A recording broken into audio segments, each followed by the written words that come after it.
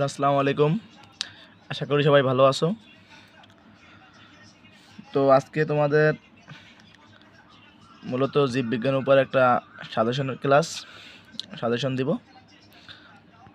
মূলত কোন কোন টপিক পড়লে তোমরা জীববিজ্ঞানে A+ তুলতে পারবে।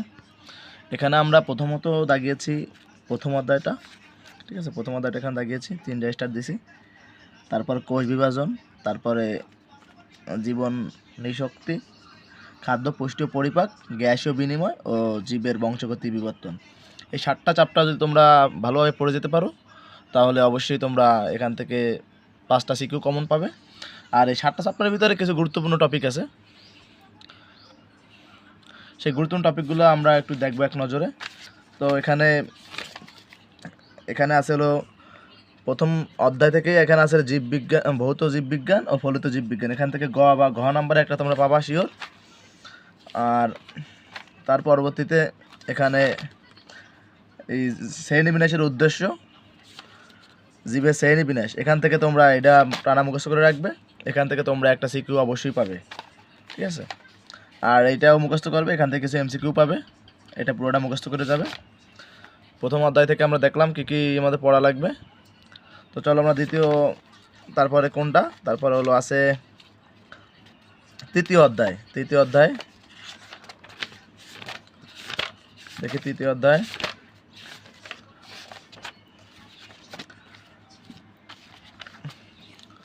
তৃতীয় অধ্যায় হলো 50 পৃষ্ঠা।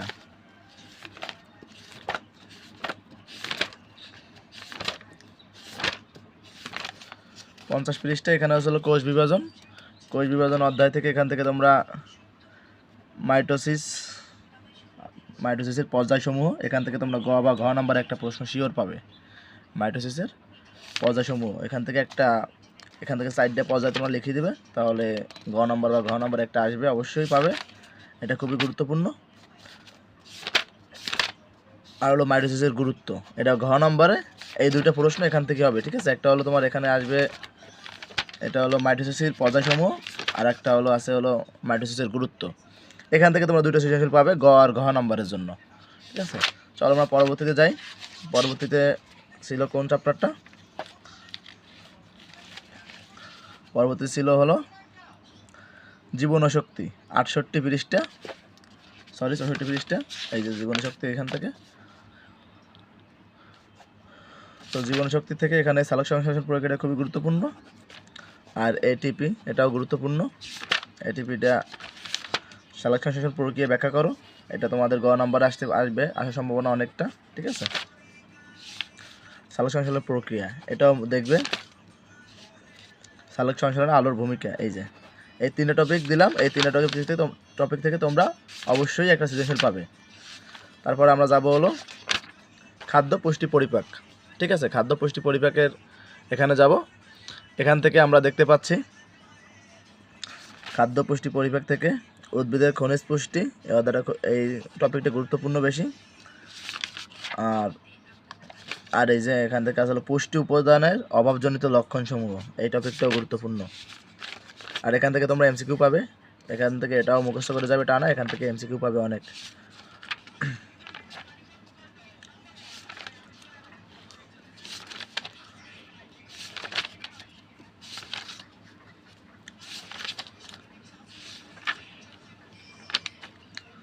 তারপরে এই যে BMR মান নির্ণয় করা, এটা তোমরা অবশ্যই পাবে।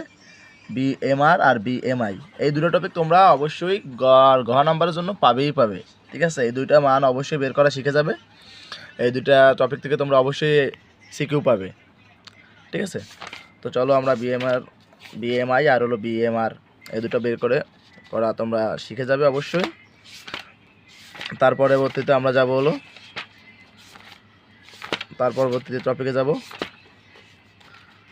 তারপরে কোন টপিক ছিল? তারপর ঠিক ছিল হলো গ্যাসীয় বিনিময়, 160 পৃষ্ঠা। চলো 160 পৃষ্ঠায় যাই। গ্যাসীয় বিনিময় এখান থেকে মানব শাসনতন্ত্র, এটা দেখে যাবে। আর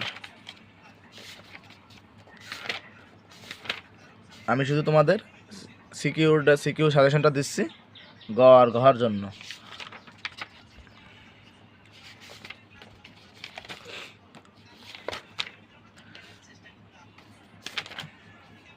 এখানে এই দুটো টপিক পড়ে যাবে, এই টপিকটা আর হলো এই টপিকটা অ্যাজমার হাঁপানি, ঠিক আছে? এই দুটো টপিক থেকে তোমরা সিকিউ পাবে।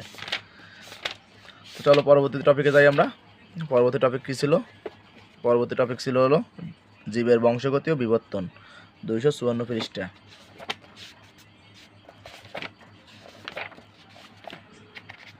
জীবের বংশগতি বিবর্তন, এখান থেকে তোমরা ডিএনএ এটা টপিকটা দেখে যাবে, ক্রোমোজোম এই টপিকটা দেখে যাবে। খ নম্বরে পাওয়ার সম্ভাবনা 80 থেকে 90%, ঠিক আছে? আরএনএ এটাও দেখে যাবে, জিন এটাও দেখে যাবে, এটাও খাওয়ার জন্য গুরুত্বপূর্ণ।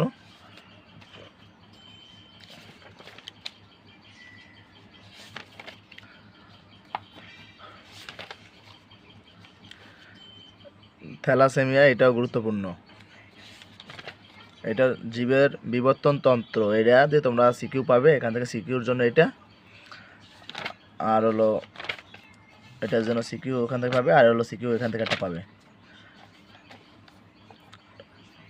ডারউইনবাদ বা ডারউইনের মতবাদ, এখান থেকে তোমরা একটা সিকিউ পাবে।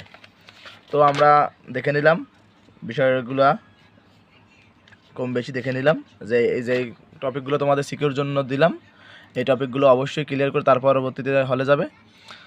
আর কয়েকটা খ নাম্বারও তোমাদের সাজেশন দিলাম, তো যেগুলো দিলাম এইগুলো যদি তোমরা শেষ করে যাও মিনিমাম, তাহলে তোমাদের অনেকটা ক্লিয়ার হয়ে যাবে। তোমরা মিনিমাম 50 মার্ক এখান থেকে কমন, 50 মার্কের জন্য তো 5টা সিকিউ, তোমরা এখান থেকে 3 7 5 7 35 থেকে 40 মার্কের